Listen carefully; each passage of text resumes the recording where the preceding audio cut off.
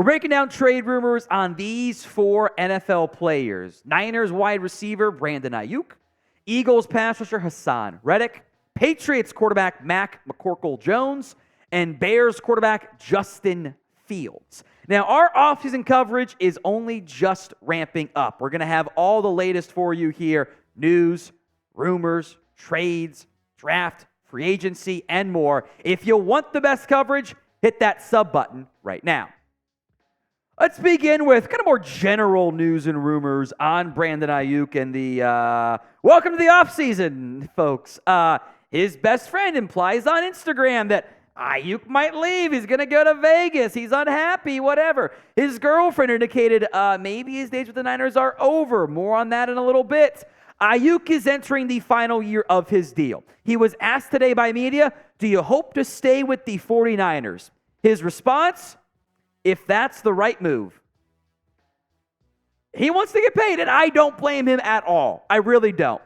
First up, the Instagram posts from Aiyuk's really close friend of, thank you, Niners, for drafting my brother. We are forever grateful. BA to Vegas. This is the exact reason why we're leaving San Francisco.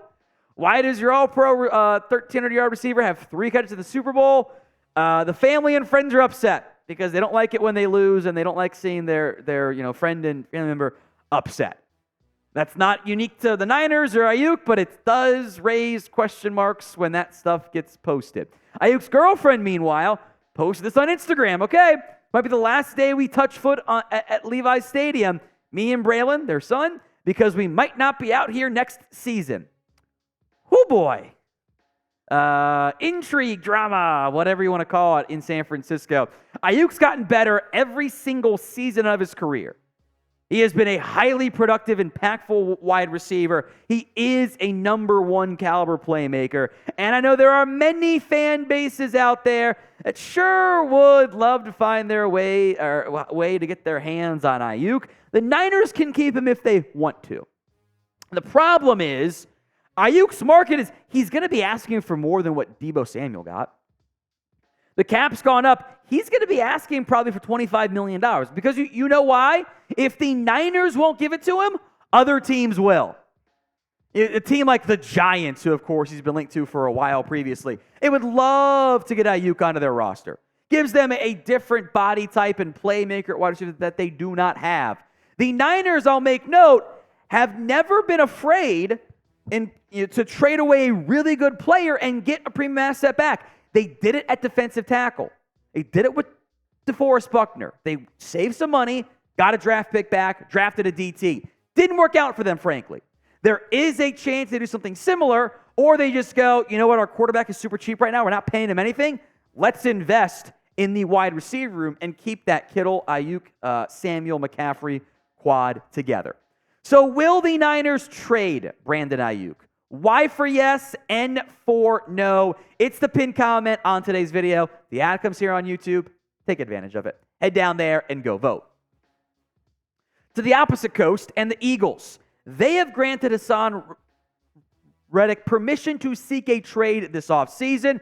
Reddick is looking for a new deal. Understandably so. He does not have any more, security on his contract beyond this year. He has consistently been productive, but he also doesn't necessarily want out of Philadelphia.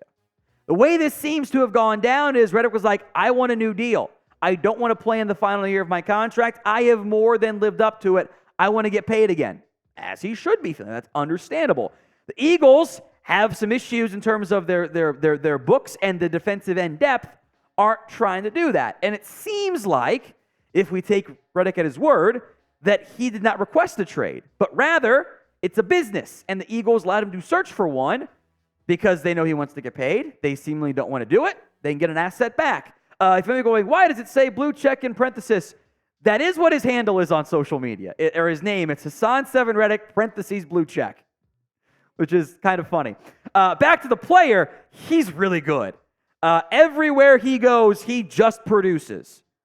12.5 sacks in Arizona, 11 sacks in Carolina, 16 in Philly, 11 in Philly. He is a highly productive pass rusher. He's not the biggest guy, but he can give you double-digit sacks, and that is valuable. The Eagles have, champagne problem, I'll call it. at edge rusher. Brandon Graham's going to be a free agent. Josh Sweat is also due a new contract. He was maybe even better than Reddick was this past year. And he probably needs a new one more than Reddick does, because the way his deal's structured is a lot of dead money next year you don't want to pay. You got to extend that deal in the near future. And he's due for a new contract. Tough to pay both those guys. And the Eagles drafted Nolan Smith, whose play style is not that dissimilar from that of Haason Reddick. When they drafted him, it's kind of like, okay, there's your eventual replacement. So a trade here, I think, is very, very possible for Philadelphia. Now, today's show is made possible by LinkedIn. When you're hiring for your small business, you want to find quality professionals that are right for the role. So you have to check out LinkedIn Jobs. LinkedIn Jobs is a tool to help find the right professionals for your team faster and for free. LinkedIn is not just another job board. It has a vast network of more than 1 billion professionals, which makes it the best place to hire. It gives you access to professionals you can't find anywhere else. LinkedIn does all of this while making the process easy and intuitive. Hiring is easy when you have that many quality candidates. So easy that 86% of small businesses get a qualified candidate within 24 hours. LinkedIn is constantly finding ways to make the process easier. They even just launched a feature that helps you write job descriptions, making the process even easier and quicker. That's why 2.5 million small businesses use LinkedIn for hiring.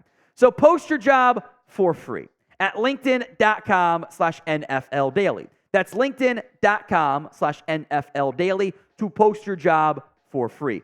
Terms and conditions do apply, but that link will be in the comments section and the description of today's show.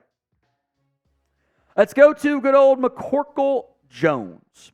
NFL Network reporting the Patriots will likely trade Jones this offseason, which I think makes sense for all parties involved. He has regressed hard the past 2 years.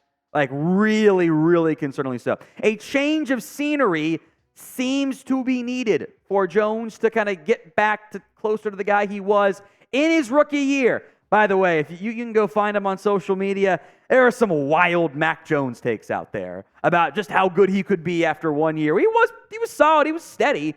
It got worse in 2022. And there was also a clip of me saying, it can't get much worse for Jones with Matt Patricia. It'll be better with Bill O'Brien. And then it wasn't. And it was worse. And frankly, Jones looked broken. And that's really concerning for an NFL team trading for him. You're not going to get much. I don't think we're talking quite full-on, washing machine trade. But I think at best we're going to have a mid to late day 3 pick for a team that thinks he can be their backup. Because the other issue you run into here is Mac Jones is not going to be like, we're signing him to a vet minimum deal. He was a first-round pick. He's only going to make about $2.8 million. That's fine. You're going to turn down his 5th-year option. So you get 1 year of Jones. Then he's a free agent. And then you got to make a decision. Do you bring him back? Because you're not going to pick up the 5th-year option. It's like $22 million. You're not paying that. So you get kind of a 1-year rental as a backup. And then you figure out where you go from there. So can Mac Jones still be a starting quarterback, or is he backup only? 1 for yes, 2 for no. Go ahead and sound off in the comments section. Let's move then to the bigger quarterback name, Justin Fields. All the top local for Chicago and national reporters think the Bears are going to go quarterback at number 1 and then trade Justin Fields to insert NFL team here. And there will be trade value and interest in Fields. Of that, 5 first-round picks in the top half of the draft, 2020 NFL draft class, we're about to have one of them with his original team still. It's about to be a very significant movement from that perspective. 4 quarterbacks in those first couple picks there. No, I was right, 5. Because Zach Wilson's going to get traded. Trey Lance has already been traded. Fields is going to go. Jones probably going to go. Just leaves Trey Lance sitting there alone. Kind of crazy. But Fields is also clearly the second best quarterback. So where will he play in 2024? The second best of that 2021 class? Or is he going to go this upcoming offseason? We'll talk some destinations here, but sound off for me in the comments section. Now, the Falcons were specifically mentioned by NFL.com's insiders in a piece that's Pelissero, Rapport, and Garofolo, not specifying who wrote what, but they all are in agreement on that side. It makes some sense. Desmond Ridder is not it. The Falcons think they are a quarterback away, which they might not be that wrong overall. They're going to operate kind of more of that Rams-McVay style offense. Maybe Fields isn't the most ideal fit for that, but outside of Kirk Cousins, or trading up in the draft to go get a new quarterback, I'm not sure there's a better option than Fields. Now, Pittsburgh also mentioned, Adam Schefter on the Pat McAfee show, specifically mentioning Fields when discussing likelihood the Steelers end up adding a quarterback, and that immediately led to significant line movement in the next team for Justin, or 2024 team, I should say, for Justin Fields. Pittsburgh is now your betting favorite at plus 1,000, or plus 100. The Bears are second. I don't like that value. Don't take it. The Falcons at plus 550 and the Patriots at plus 650 really stand out. I don't know if the presence of Luke Getsy is a beneficial thing for the Raiders, plus 1,200. The Commanders at plus 1,000. They should go quarterback, by the way. It doesn't really make sense to not go that route. Denver there as well. Seattle, tough to see Minnesota in division. Tampa plus 350. I think Fields moves. Steelers, maybe Arthur Smith presence is a negative thing because I'm not sure how much he wanted him in Atlanta originally. Falcons and Patriots kind of stand out to me as some top fits for Fields.